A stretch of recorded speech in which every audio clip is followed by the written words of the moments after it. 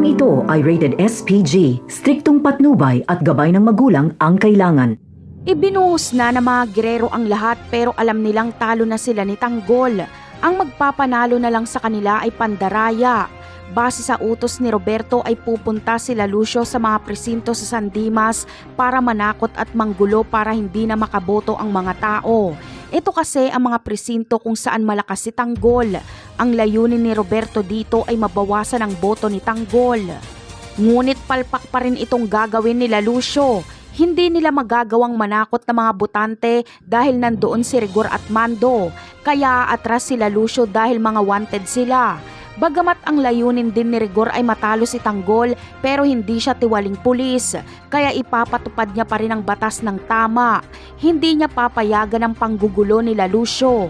Dahil sa kapalpakan na namang ito nila Lucio ay iuutos na lang ni Roberto kay Lucio na tambangan si Tanggol kapag matapos na itong bumoto at pauwi na. Kaya naghanda sila Lucio ng malalakas na armas at dagdag ng mga tauhan. At habang pauwi na nga sila Tanggol, Marites at Don Julio ay dito na nga sila ma-ambush nila Lucio. Kaya naman, malala ang sasapitin nila Tanggol.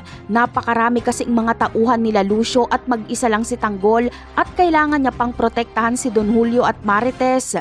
Bagamat matatakasan pa rin ni Tanggol ang kamatayan na ito, ay malala naman ang magiging kalagayan ni Don Julio at Marites. Matatamaan kasi sila ng bala at mahuhulog pa sa tulay ang kanilang sasakyan at sasabog pa ito. Napakarami pa nating dapat abangan sa mga susunod na episode. Paalam!